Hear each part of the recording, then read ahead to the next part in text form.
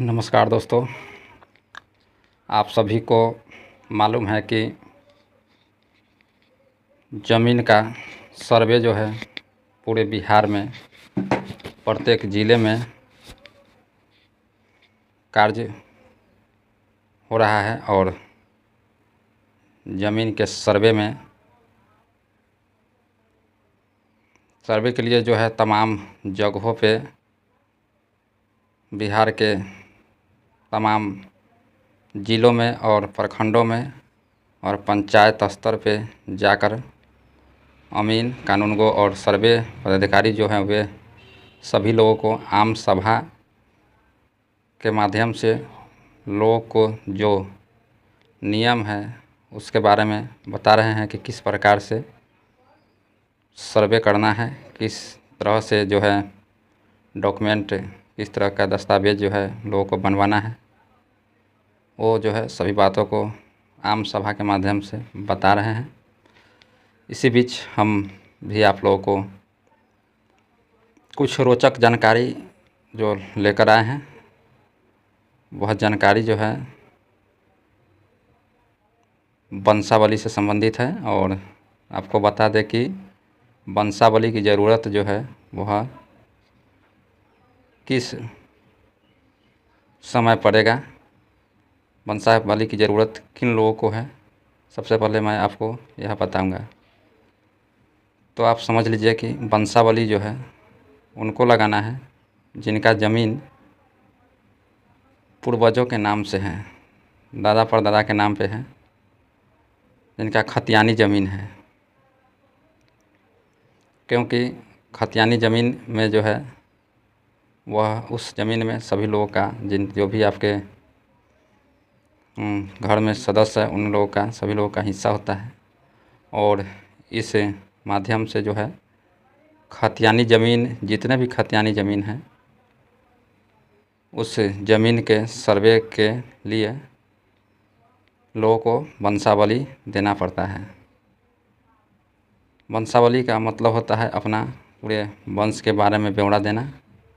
तो आपको बता दें कि वंशावली जो है वह आपको स्वयं उसका फॉर्म मंगवाना है और उस फॉर्म में जो आवश्यक जानकारी है उस जानकारी को भरना है और उस जानकारी में आपको सबसे पहले जिस पूर्वज के नाम से ज़मीन है वहाँ से आपको शुरू करना है और जहाँ पे आपको जीवित व्यक्ति का ब्यौरा मिल जाए, यानी जीवित व्यक्ति का नाम मिल जाए, वहाँ पे आपको वंशावली का जो विवरण है उसको रोक देना है। जैसे हमारे परदादा के नाम से ज़मीन है तो हम उसमें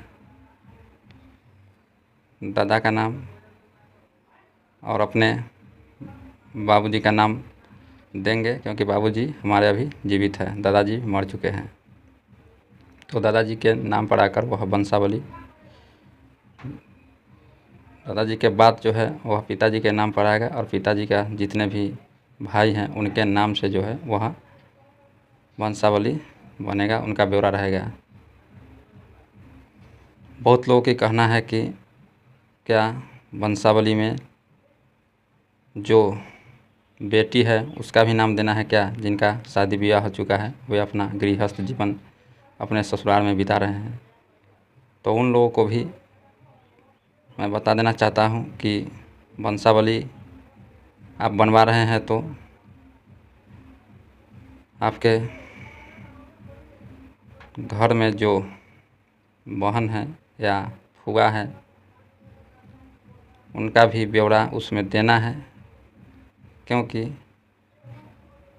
उनका भी अधिकार उस ज़मीन में है। भले ही आपसे वो नहीं लेना चाहती है, नहीं ले, वो अलग की बात है, लेकिन नियम जो बनता है उस नियम के अनुसार उस वंशावली में जो बेटी हैं घर का उनको भी नाम देना है और उस वंशावली में नाम देकर उनसे एक एनओसी बनवाना है और उस एनओसी पर साफ साफ लिखा रहेगा कि हम जो है यह वंशावली बनवा रहे हैं और जो जगह ज़मीन जायदाद है उसमें हमारा कोई अधिकार नहीं है और भविष्य में भी हम उस पर अपना कोई हक नहीं जमाएंगे। यह सारी बातें लिखकर उनसे साइन करवाना है और उस वंशावली के साथ उन वंशावली में उनका नाम भी देना है और तब जाकर उसको आपको जमा करना है। यह जमा करने से आपका जो कागज़ होगा वह ओरिजिनल कागज़ बन जाएगा। कल बेला आपके जो है बहन उस ज़मीन पर या किसी संपत्ति पर अधिकार जमाएगी तो उसका अधिकार नहीं होगा, क्योंकि उसने पहले ही जो है अपना घोषणा करके दे चुकी है कि हम उस ज़मीन जायदाद में हिस्सा नहीं लेंगे। इसको लेकर हम आपको बता दें कि वंशावली में आप लड़की जो भी है आपके घर में उनका नाम जो है देना है। यह नाम देने से आपका जो कागज़ होगा वह ओरिजिनल होगा और कल के लिए आपके लिए वह सुरक्षित रहेगा। ऐसी कोई बात नहीं है कि नाम दे देने पे वे लोग आपसे ज़मीन ले लेंगे। ऐसा बहुत कम लोग होते हैं कि अपने भाई और अपने भतीजा से कोई ज़मीन हिस्सेदारी मांगे। ऐसा लोगों की संख्या बहुत कम है, लेकिन कानून के अनुसार जो है उनका आपको डिटेल जो है वंशावली में देना है।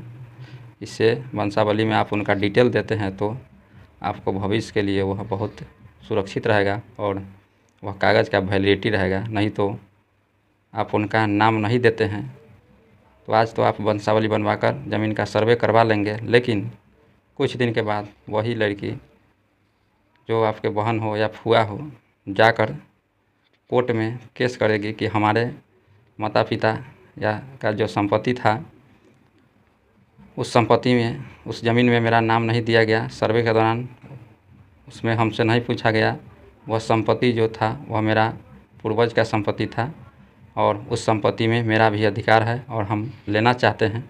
तो उस समय आपकी जो ये वंशावली रहेगा और ये सर्वे रहेगा उस पर जो है आपका बहुत बड़ा जो है प्रक्रिया लग जाएगा और वह चाहेगी तो आपसे वह हिस्सा ले लेगी।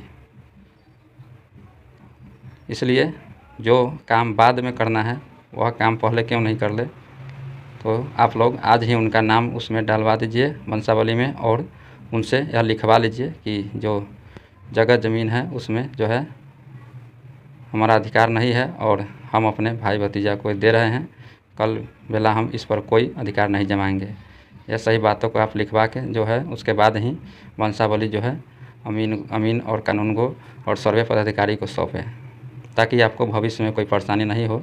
नहीं तो परेशान करने वाले लोग आपको परेशान कर सकते हैं भविष्य में। और आज जो बिना डिटेल दिए हुए आप बनवाइएगा कागज़, हो सकता है कल आपका वो कागज़ जो है 420 के केस में आप चले जाएं। तो ऐसा नहीं करें। डिटेल में सभी लोगों का नाम डलवाना आवश्यक है और डलवाना भी चाहिए। तो आप लोगों को यह जानकारी कैसा लगा आप लोग प्रतिक्रिया दीजिए और मेरे चैनल को सब्सक्राइब नहीं किए हैं तो सब्सक्राइब कर दीजिए और यह जानकारी को जितना अधिक से अधिक हो शेयर कीजिए, ताकि लोगों को सच्चाई जो है वह पता चले और लोग जो है गलती नहीं करें इस तरह की, जो भविष्य में फिर उस वही गलती को झेलना पड़े और उस गलती के कारण जो है केस मुकदमा और लफड़ा करना पड़े। ऐसा नहीं हो, इसलिए जो है यह वीडियो के आप लोग ज़्यादा से ज़्यादा शेयर कीजिए। सभी लोगों को इस के बारे में आप लोग जो है शेयर के माध्यम से जानकारी पहुंचाइए। धन्यवाद।